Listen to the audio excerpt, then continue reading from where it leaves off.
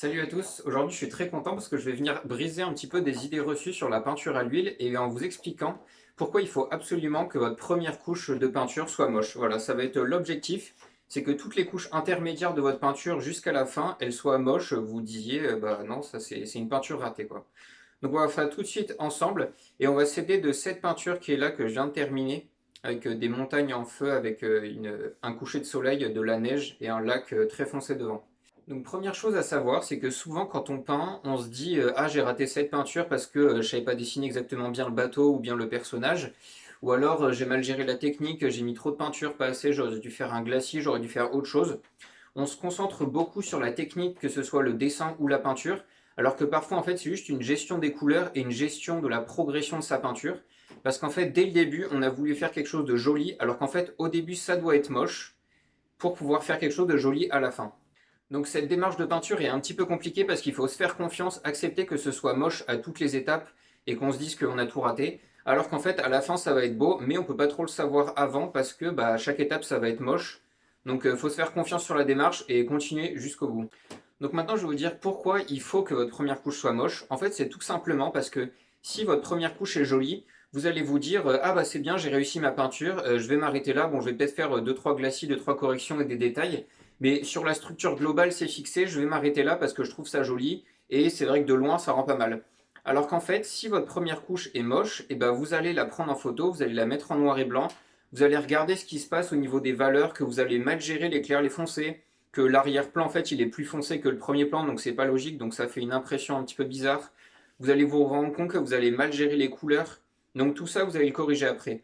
Donc en fait le principal avantage de faire une première couche qui soit moche et dont on dise c'est trop nul, j'ai tout raté, c'est de se poser les bonnes questions en fait. Ça vous force à vous poser les bonnes questions pour améliorer la peinture actuelle, et donc grâce à ça, vous allez pouvoir l'améliorer jusqu'à un très beau résultat à la fin. C'est exactement moi ce que je faisais au début quand je commençais la peinture à l'huile. Je vais vous mettre une petite photo, j'avais fait un dracar viking, je m'étais inspiré d'une vidéo de Mark Lane, très bon youtubeur peinture d'ailleurs. Et donc j'avais recopié ce qu'il avait fait, c'était pas mal, c'était intéressant. Mais en fait à la première couche, là j'ai juste fait une seule couche, je m'étais dit oh c'est joli et tout, parce qu'en fait on voit bien les montagnes, il y a une jolie couleur, le rouge et tout, ça ressort bien, ça fait quelque chose qui est assez dynamique. Alors qu'en fait il y a plein d'erreurs, l'arrière-plan il est trop foncé, les montagnes elles sont pas du tout bien dégradées pour faire le bon effet de profondeur, et la mer est assez moche. Bon le bateau ça va à peu près, il est bien détaillé. Mais le reste est assez moche. Donc en fait, en voyant ça, je m'étais dit, oh, c'est joli, c'est cool, je viens de commencer, c'est sympa. Alors qu'en fait, j'aurais dû me poser les bonnes questions pour pouvoir aller plus loin. Donc là, ma première couche était trop belle, on va dire, même si elle est moche, pour que je me pose les questions et que j'aille plus loin. C'est exactement comme si, pour faire une analogie, c'est comme si un mec qui venait d'apprendre à marcher se disait, ok, demain, je vais gravir l'Everest, d'un coup, je fais le top du top, j'en ai rien à faire. En fait, ça va le décourager parce qu'il n'y arrivera pas forcément. C'est dangereux parce qu'il va peut-être se faire mal en essayant de gravir l'Everest parce que c'est très dangereux, ça demande beaucoup d'entraînement, du physique et tout ça. Et en plus, ça va probablement l'énerver parce qu'il ne se verra pas avancer. Et en fait, c'est la même chose en peinture à l'huile. C'est-à-dire que si vous essayez dès le début de faire une peinture à la prima one shot, c'est un chef-d'œuvre. Mais en fait, vous allez vous décourager, ça va vous énerver parce que vous n'arriverez pas au même bon résultat. Et en plus, vous allez perdre la passion parce que si vous rendez compte que vous n'arrivez pas à le faire, bah, ça va vous faire perdre l'envie de peindre. Vous n'allez plus peindre, vous n'allez pas progresser. Et en fait, ça fait tout l'inverse de ce que vous vouliez au début. Alors qu'à l'inverse, si vous acceptez d'avoir une démarche par étape plus itérative qui est un petit peu plus lente au début, et ben en fait, ça va vous faire beaucoup progresser parce que justement, la première couche, elle va être moche, ok, mais vous allez vous dire, bon, je vais suivre les conseils de team, je vais continuer.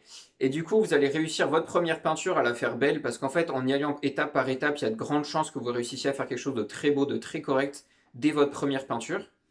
Donc vous avez réussi à votre première peinture, bah, c'est hyper encourageant parce que c'est magnifique. Donc vous allez en faire d'autres, vous allez en faire d'autres, et au fur et à mesure vous allez progresser comme ça. Et en fait, quand vous réussissez par étapes, et ben vous allez réussir beaucoup plus vite à atteindre votre objectif de savoir bien peindre, plutôt que le mec qui essaye de faire une peinture à la prima en one shot et qui en fait va se décourager et il n'y arrivera probablement jamais. Donc c'est vraiment ça ce qu'il faut retenir, c'est qu'en y allant par étapes, en faisant une première couche qui est moche, puis en se posant les bonnes questions pour l'adapter et l'améliorer au fur et à mesure des couches de glacis, de détails, de correction des couleurs, d'ajout de texture et tout ça, et ben c'est grâce à ça que vous allez réussir à progresser, alors que celui qui veut y aller d'un coup, ben il va se décourager et il y arrivera sans doute jamais.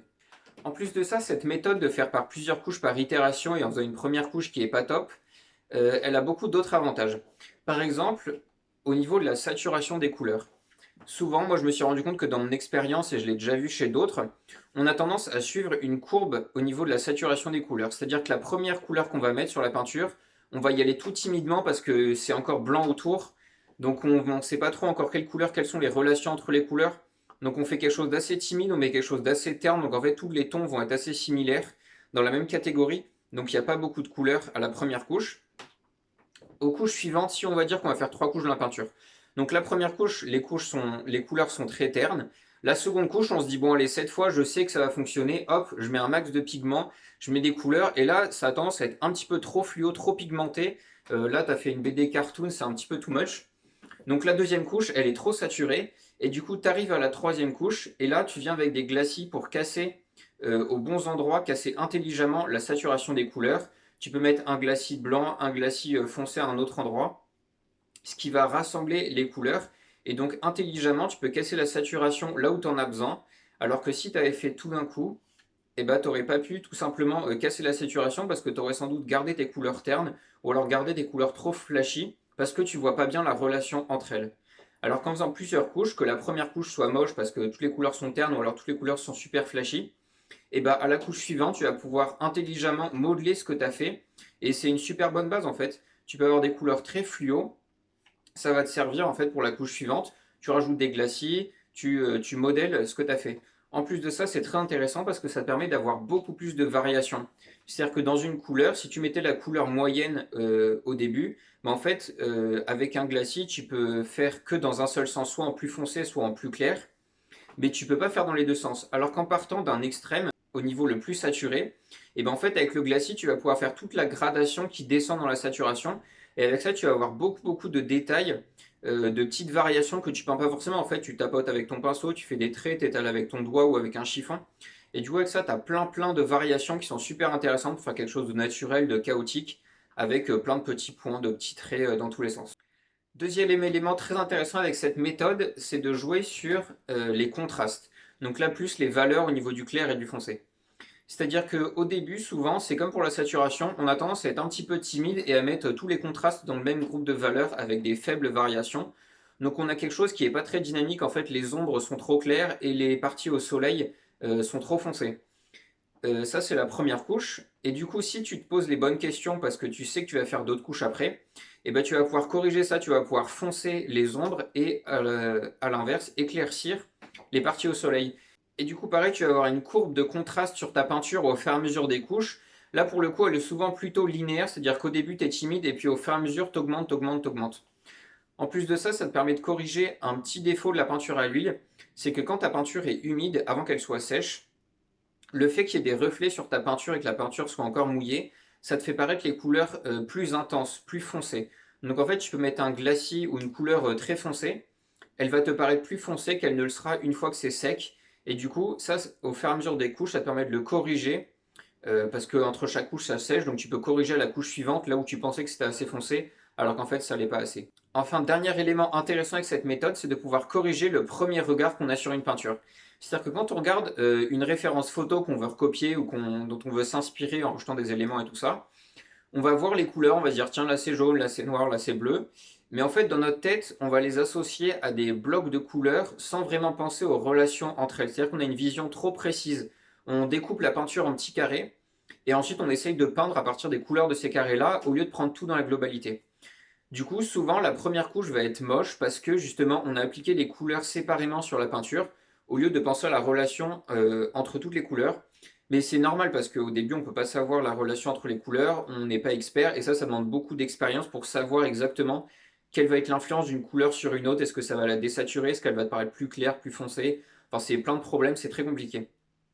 Du coup, l'avantage de la méthode de faire une première couche où on ne se pose pas trop la question là-dessus, c'est qu'aux couches suivantes, on va pouvoir utiliser la première pour modeler les peintures, corriger la saturation, les ombrages, pour en fait prendre toutes les couleurs dans la globalité de la peinture et plus uniquement en découpant la peinture en petits carrés comme on a pu la voir au premier coup.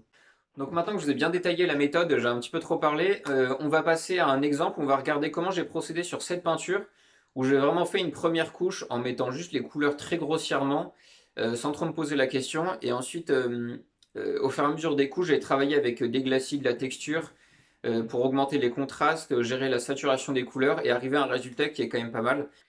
Donc je vais pas vous détailler toute la démarche que j'ai mis pour la peinture parce qu'en fait c'est une peinture que j'utilise dans la formation que je suis en train de faire. Je suis en train de construire un cours de peinture que je vais mettre en ligne pour les débutants. Donc voilà, s'il y en a qui sont intéressés, je vous tiendrai au courant. C'est un cours vraiment pour les tout débutants en fait qui ont envie de se lancer dans la peinture à l'huile mais qui savent juste pas comment faire. Donc ils se demandent quel matériel il faut acheter, comment on utilise le matériel tout simplement, les techniques de base. Bah, il y a quelques techniques de base à savoir pour pouvoir s'amuser en peinture à l'huile et ensuite réaliser une première peinture ou justement travailler sur cette peinture de montagne. Donc voilà, je vous dirai quand le cours sera disponible en ligne si jamais ça vous intéresse. Donc voilà, on va voir ça ensemble, c'est parti. Pour commencer, je fais un croquis pour savoir où se placent les différents éléments de la peinture. Donc j'ai utilisé une référence photo que j'ai trouvée sur internet que je trouve très jolie et on va essayer de voir ce qu'on peut faire avec.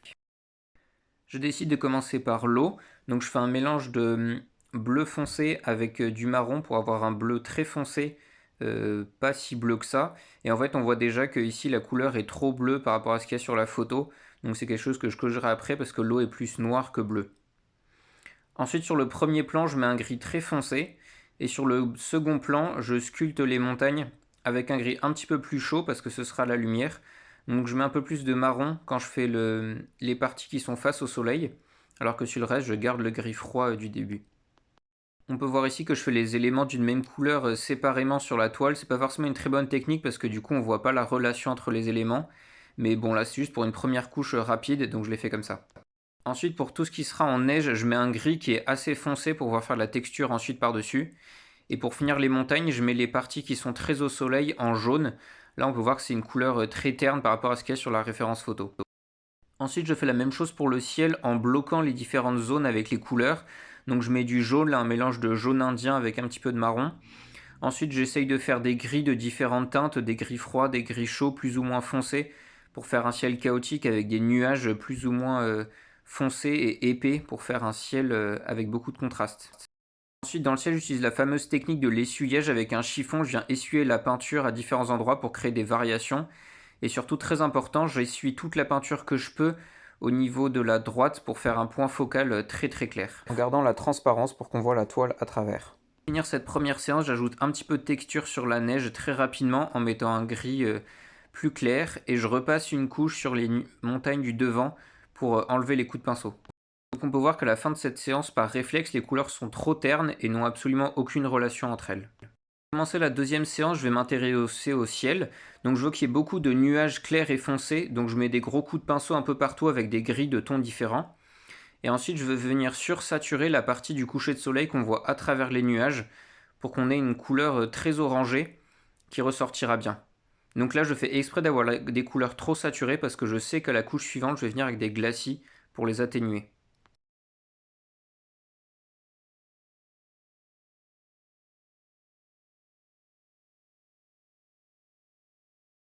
Ensuite, je m'intéresse au reflet du soleil sur les montagnes.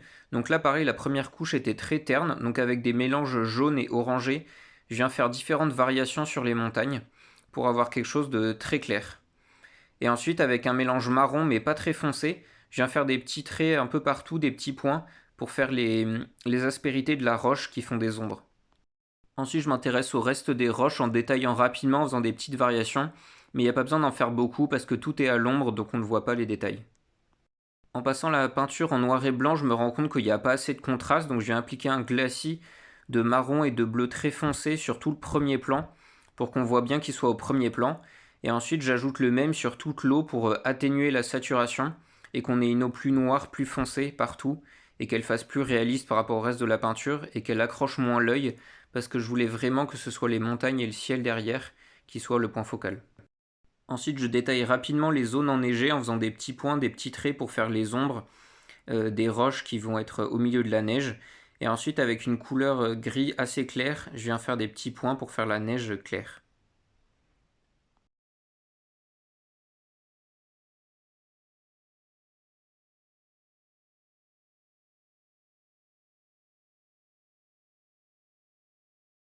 Dans ma peinture, j'ai décidé que le point focal, ce serait sur le col au niveau de la droite. Donc je viens mettre de la neige plus claire à cet endroit-là. Et je mets beaucoup de petites variations pour que ça accroche plus l'œil. Et on verra à la couche suivante comment faire pour que ce soit vraiment là où le spectateur va regarder. Pour la dernière couche, du coup, je vais m'intéresser à casser les saturations des couleurs assez intelligemment en modelant ce que j'avais fait avant. Donc je commence par mettre un glacis blanc avec un tout petit peu de bleu sur tout l'arrière-plan et les montagnes pour les reculer. Et je mets même partout dans le ciel. Puis je l'essuie avec un chiffon pour faire des variations. Garder des couleurs très saturées, très orange à certains endroits du coucher de soleil et les enlever à d'autres. Et après, avec un glacis de gris foncé, je viens foncer les nuages par endroits pour ramener du chaos et du mauvais temps dans le ciel.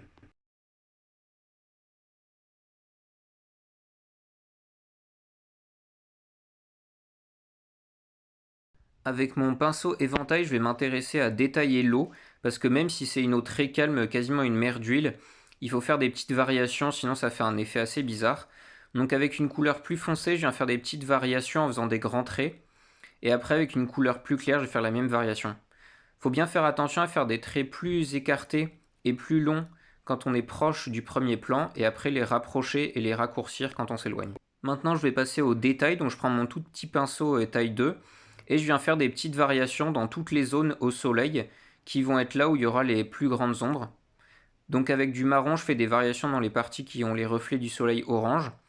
Et après, je fais la même chose sur les parties qui sont en neige. Et on peut voir que là, je travaille très bien le point focal en mettant des arêtes très vives et foncées sur le bord des montagnes pour qu'elles tranchent bien avec le fond qui sont derrière.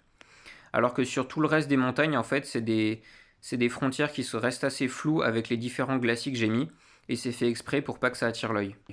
De la même façon, je viens détailler et éclaircir les zones de neige sur toute la partie du point focal, et je laisse brut le reste de la peinture.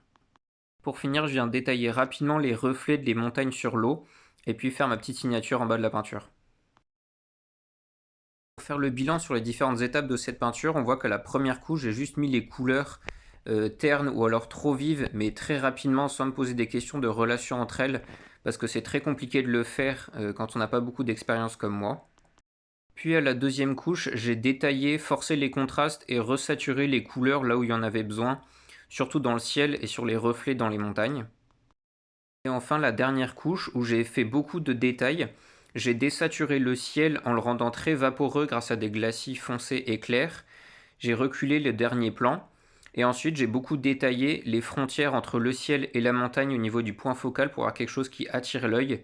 Voilà, j'espère que cette vidéo vous aura plu, qu'elle vous aura donné plein d'idées pour essayer des nouvelles manières de voir vos peintures et toutes les différentes étapes pour arriver à un beau résultat et voir leur utilité, qu'en fait, même si c'est moche, bah, vous êtes peut-être sur la bonne voie et qu'il ne faut pas perdre d'espoir.